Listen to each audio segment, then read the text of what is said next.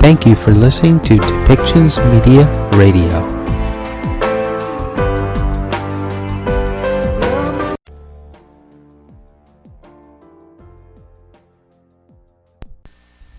Welcome to Policy and Rights, the show about government policy and human rights.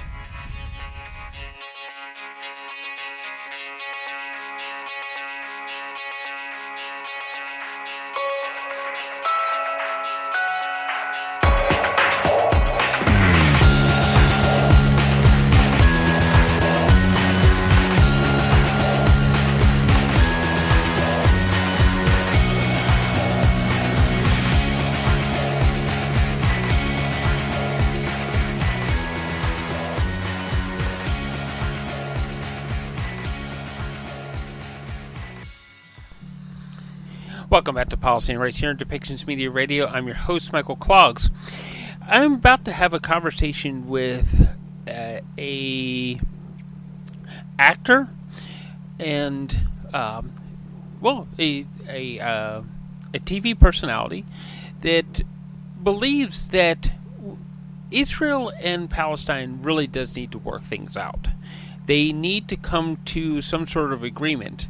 And we're going to have a conversation a little bit about, events after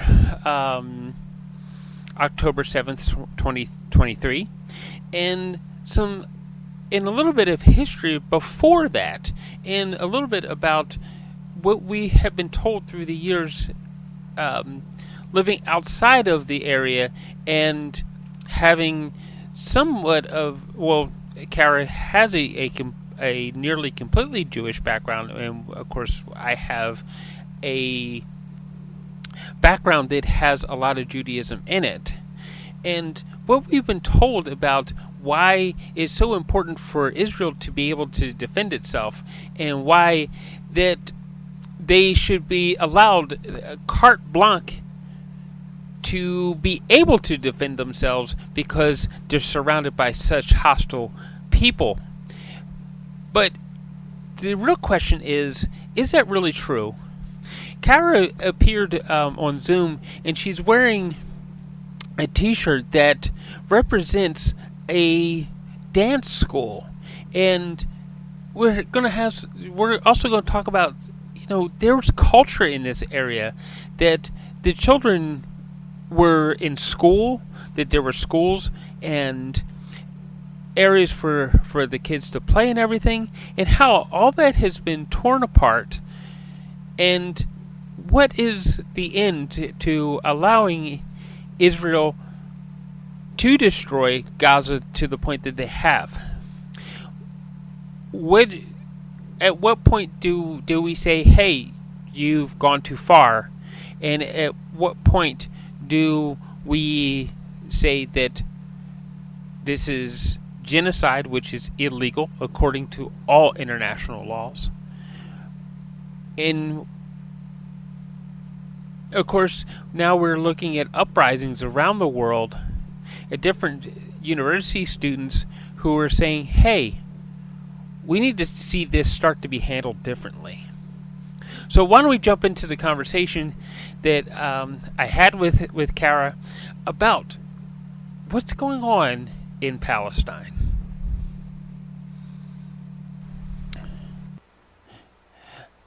Okay, so welcome back, everybody. I'm here today with Kara Pivko, and we're going to talk about some this is real life heartbreaking stuff about Palestine, Gaza, and Kara right now is wearing a t-shirt that represents a dance school in Gaza. It was bombed. I'll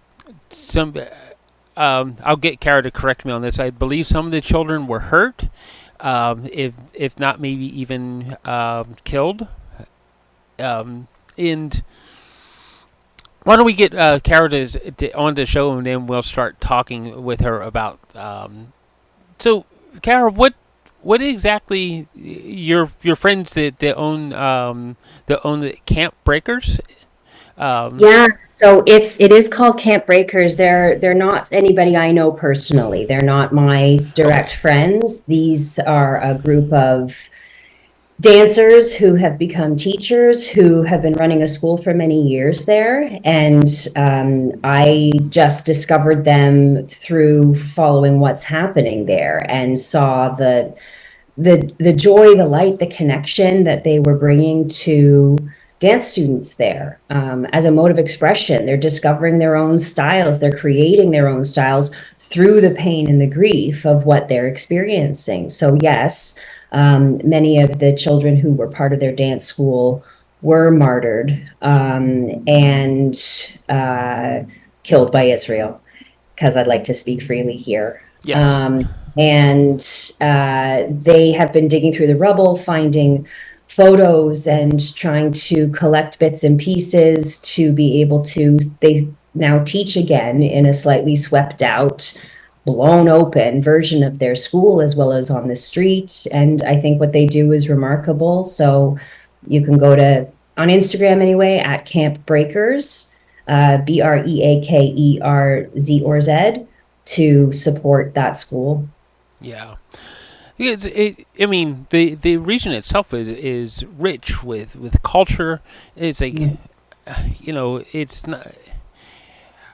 There's some that want to paint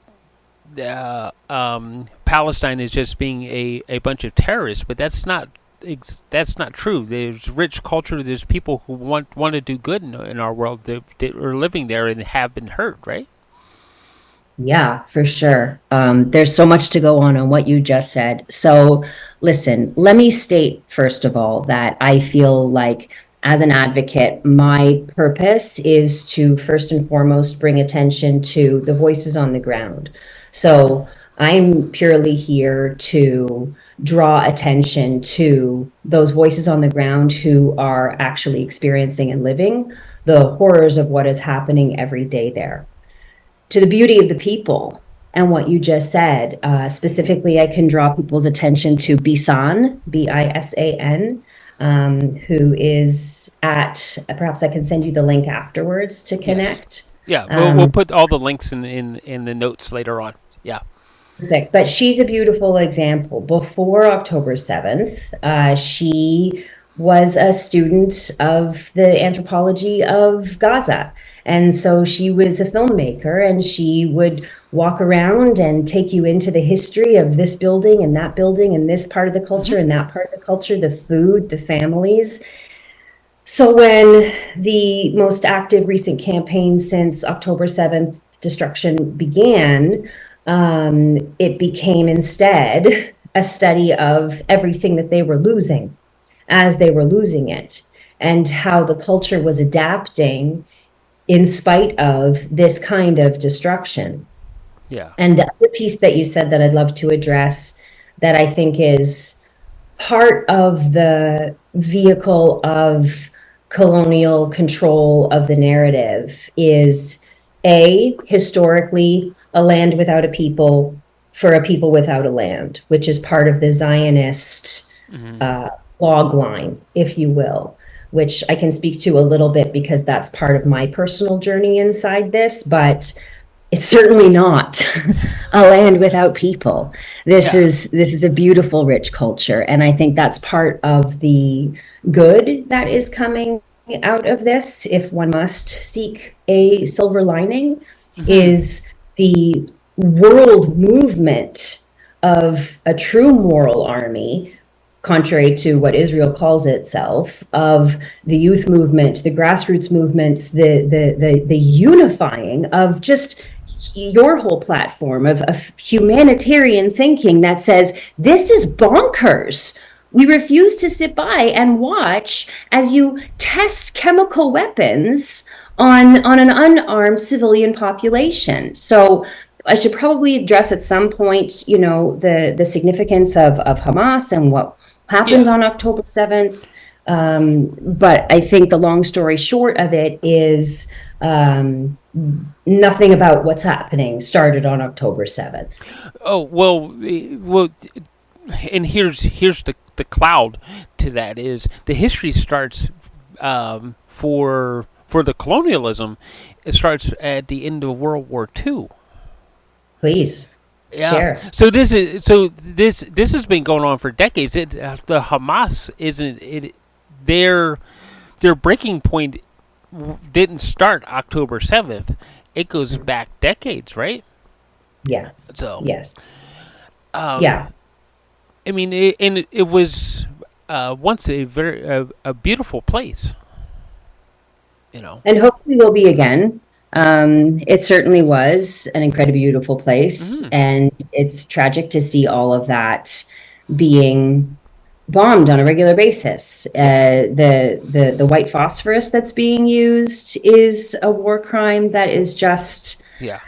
demonic. I mean, the approaches that they're using are demonic. Even the small things that I think a lot of people perhaps don't know about unless they're like saturating themselves Hmm. in these experiences of people on the ground is just the sound of the drones constantly, that all of the time, which is an indication of an announcement coming of clear the area or you're going to be shot, or simply just being shot. Yeah, Your child that you're holding the hand of dropping to the ground, you going to get food and holding a bag of flour and being shot, holding a white flag and being shot to the ground. I mean, this is sniper technology yeah, that is being used to take out civilians. It's a land clear, it's a land grab. yeah. Uh, I'm sure that part is actually true. Clear out as many people as you can, and then move your settlers in. Um, The definition of genocide. yeah. Call it Okay, what you will. Like I know let's get that. into that though. It's like is is what happening there? Is it truly genocide? Um, I know that we all know that it's hit the International Justice Court. Um, is it accurate? Is this genocide? All right. So again, I'm an actor. I'm a humanitarian. Hmm. I'm a mother. I'm not a Yeah, politician. So, take everything I say with a grain of salt. So, in my opinion, um, call it what you will, first of all. Like whether or not someone refuses to use the word genocide, it still doesn't change how things are being managed there. The obliteration of entire family lines, the carpet bombing of entire families, the razing of entire cities, the before and after photos, the people under the rubble that are still buried and unfound. It's a mass killing in huge numbers in a very small period of time that is going completely unmeasured, unrestrained in any way. The impunity of these attacks is unseen. We haven't seen it anywhere else. This amount of bombing in a highly populated um, area of the world. Yes, I would absolutely stand behind the word genocide. And the fact that they're calling it a plausible genocide is a start. And I think that's odd yeah. terminology, eh? Like, what does that really mean? I can't even think of how you would define plausible genocide. That would, Yeah, I no. found that to be odd languaging. I think what that comes from is the politics at hand, the deep relationships that go beyond any clear vision of humanity of any kind, Yeah. that allows people to hold on to a rhetoric that is fed to them, which perhaps leads to the kind of uh, harsher way to say it is Zionist brainwashing, which is exactly what happens in schools there. I've heard from Israelis that I have come into contact with there, my own family. There's this belief system. Let me speak from just my own personal perspective on it for a moment. Okay. I was raised as a secular Jewish child person Hmm. and humanistic. We were called the Secular Jewish Humanistic Association, was the Sunday school that I went to. And what I would call what I was raised in is as like a soft Zionism or a liberal Zionism or a leftist Zionism, as I think the languaging that was used when I was growing up.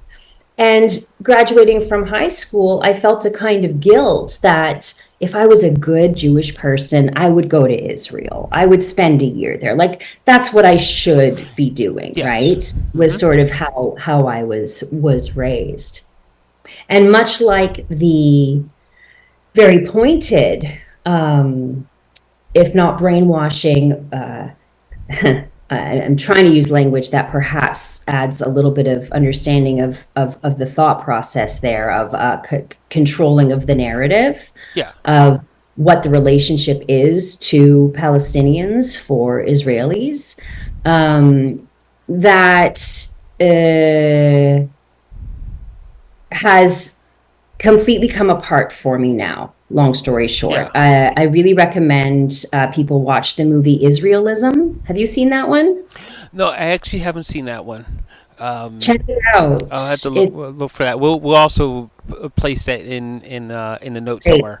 Yeah. If you Yes, send me please. I'm links. not personally associated with that film in any way. It's just another one that I came across. And I found that it was a good one for me to watch with family members or people that I knew that couldn't quite grasp the shift Hmm. of what's going on. Israel's just defending itself. The attack from Hamas was awful, and what's Israel supposed to do, right? Yeah. So, to that, um, what we're seeing is not really a response to October 7th, right? What we're Yeah. seeing is a massive excuse to exercise plans that have been in place since the 60s. The port that they're building now with huge amounts of construction trucks that are going in and clearing rubble and building this very beautiful looking port for aid, give me a break, is part of it. Fits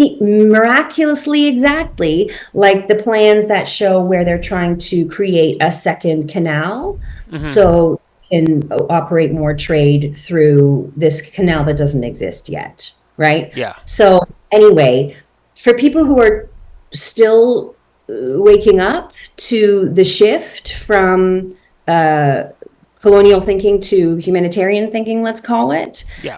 I did find Israelism was a very good way to create opportunities for dialogue between people who are perhaps coming at it from a different angle. It was a good path to navigating through seeming confrontation. So, just to finish that thought, for me, am embarrassed to say that for me, this awakening did come after October, soon after October 7th. That prior to that, I carried the line Yeah. of soft Zionist thinking. And it was only as I watched the aftermath of what was happening that I started, like so many others, to do my research and to wake up. Well, yeah. Yeah.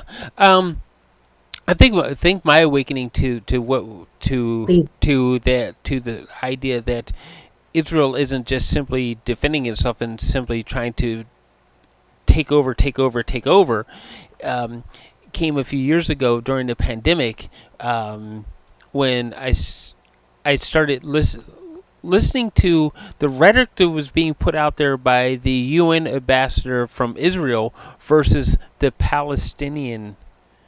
One was using language of you're not listening to Israel. Israel is always going to be right. And the other was using language, can you please just look at the situation? Hmm. And Oof. I was like, well, wait a second. Why would he just want you to look at the situation while the other guy is saying that we're always right? Yeah. And it makes you think, right? And that But was your like, wait a yeah, second, what's because going because I on? I grew up with I remember in the 70s that there was some sort of an attack, and of course the Israeli war machine took action, and it pushed the Muslims back away again from Jerusalem or something. I think it was or something. It was like I was only like maybe 9 years old or something like that, so it's still a little Okay. fuzzy, you know. But my because I do have a Jewish background also, that they were my parents are saying, "Whoa, no, they're right," and the Muslim people, they represent evil, and it was like, and then part of that awakening was 9/11 when I realized that I'm sitting there talking to an imam. It's like, well, he wants peace. So Mm. the average person and the average religious leader on either side, both rabbi and imam, they want peace for these people. They don't. It's the governments that are pushing the destruction, and for Yeah, what? And that's the question. What is the end point? Right? Like you said, they're building um, the this port. port. So Yeah. Well, like you said, it's there's radicalization that elevates things to a whole other level. And important to note as well that, there are imams who have been quiet through all of this. There's rabbis who have been siding with Israel for sure. But there's also, Yemen who has completely come to some very active choices to try to bring attention to a people that are being so wildly ignored, which yeah, is another reason why I'm happy you were open to having this conversation today and for the work that you're doing, because anything we can do to bring a wake up call to just, maybe I could say that in a softer way, to bring an invitation to look deeper. yes, yeah. That's a better way to Well, say it, what do right? what do you think with all that?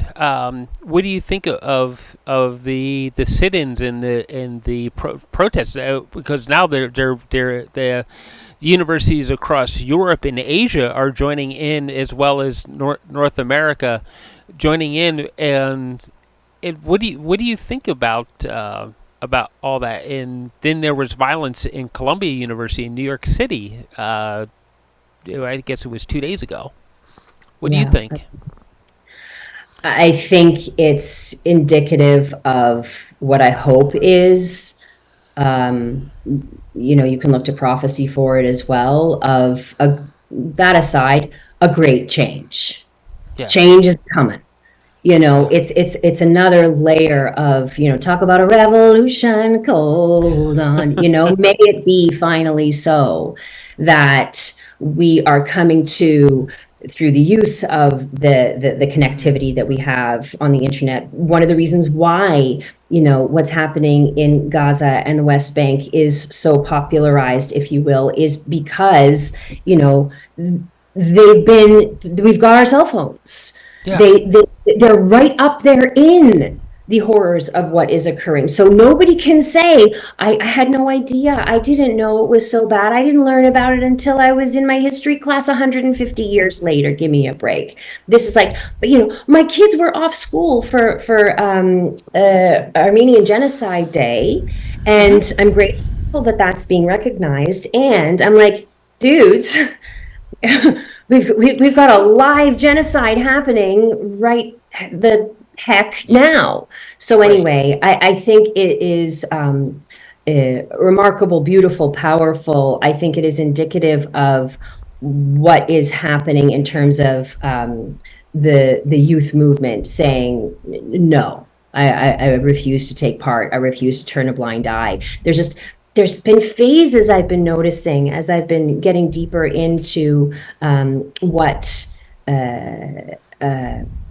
there's phases where there's opportunities for the push of attention to drop off, and activists will say, keep talking about Palestine, keep talking about Palestine, keep talking about Palestine. Okay. And I think part of what we're seeing here is that feeling of like, I can't stop. Like, I can't until it's over. Like, they're bombing Rafah refugee camps now. Yeah. I mean, You this is almost said Rafa, didn't you? Because they're still planning on bombing Rafa. no, they are bombing Rafah. They have started bombing Rafa. Yeah, Yeah. yeah. So, I mean, it's, that there's just, I think everybody who is awake to what is occurring is looking for what else can I do? right? And so I think that's why you're seeing stronger populations of people showing up for protests. And to what you're saying about the brutality that's happening there, this is perhaps part of what will be the wake-up call as well. Yeah. Because we're seeing, just as we've been advised, that Israeli troops have trained American police. So we're seeing the same holds, the same approaches, the same way of breaking people down, the same complete obliteration of humanitarian laws. And perhaps this is part of what will wake some people out of the thought that I've heard a lot as well of, well, it's so far away. It's always crazy over there.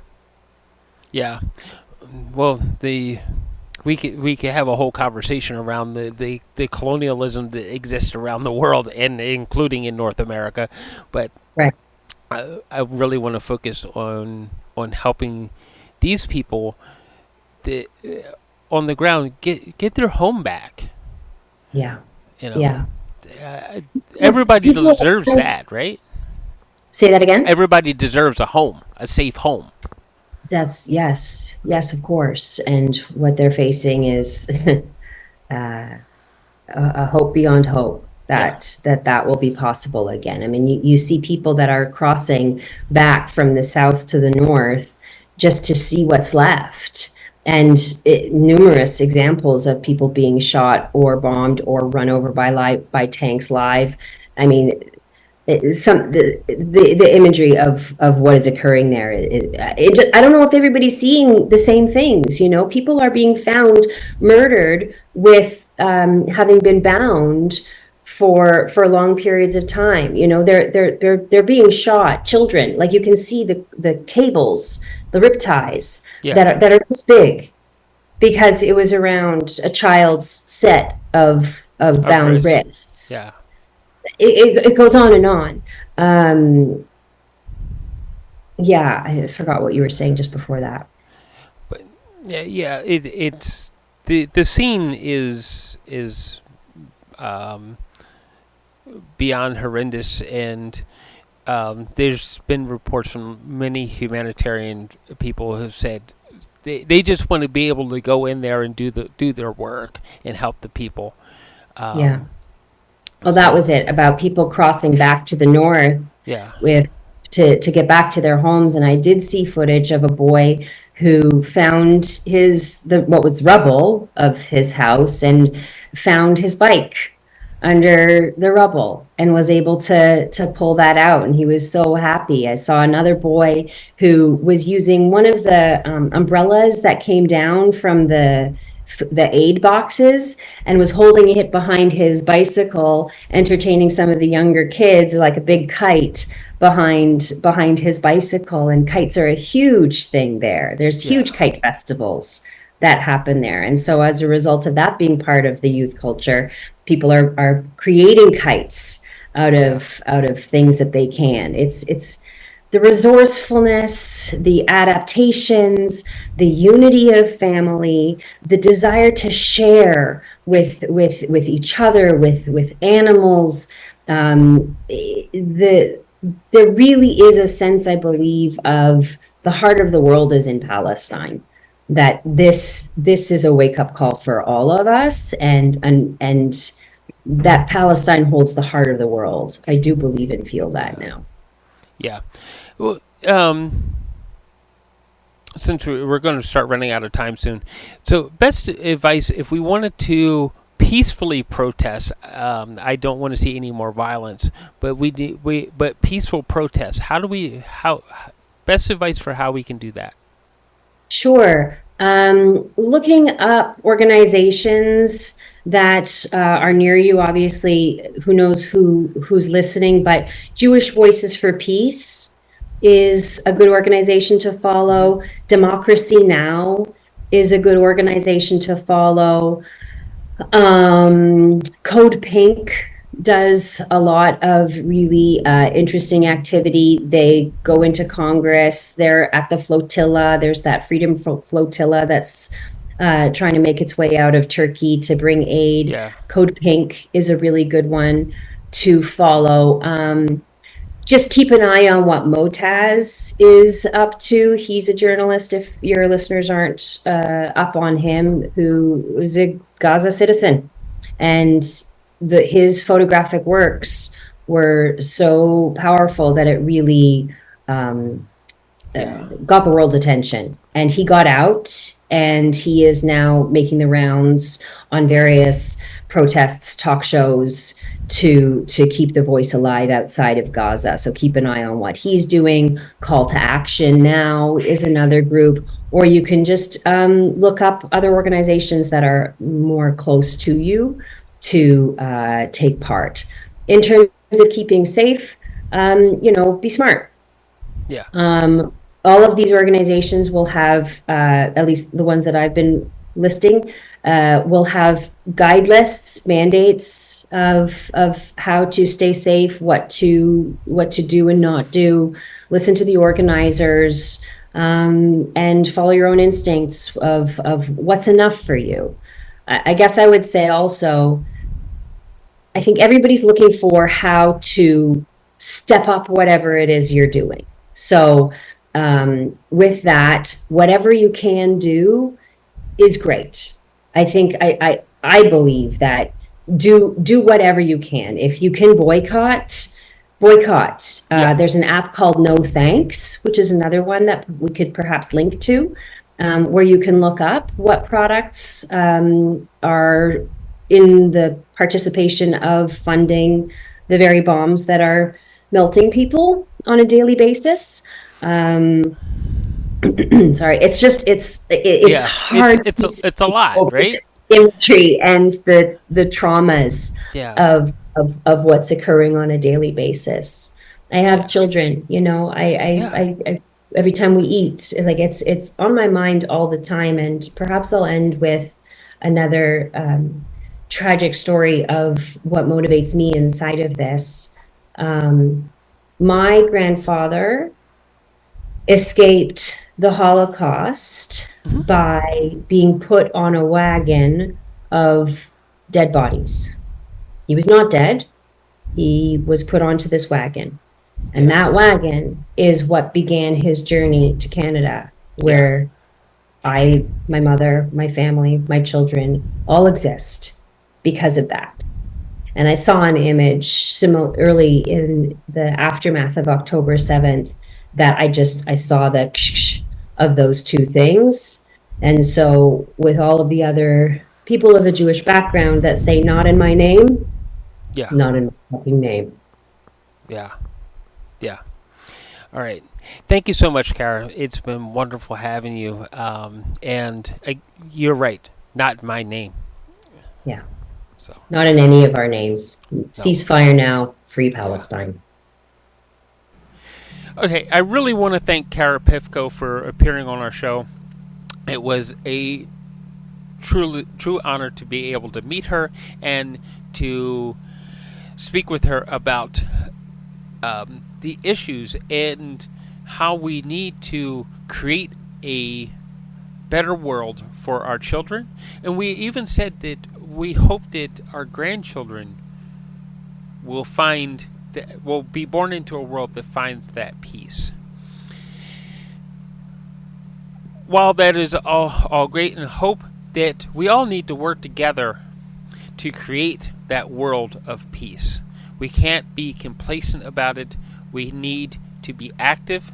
So I'm going to ask that when you're done listening, please go to the show notes, find the links that are there, and go to depictions.media, and there will be also a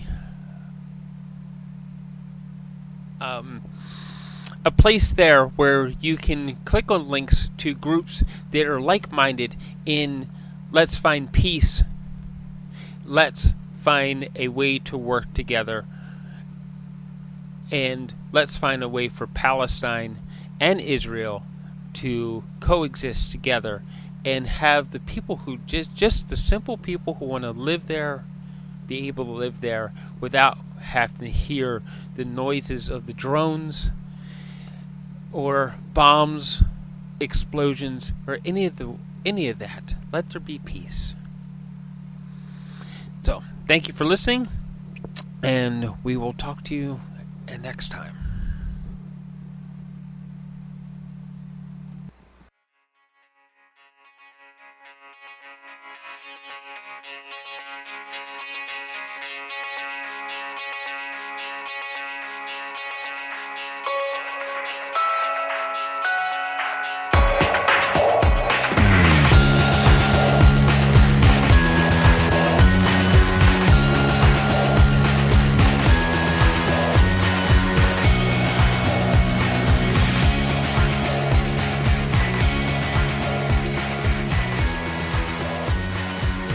This show has been produced by Depictions Media. Please contact us at depictions.media for more information.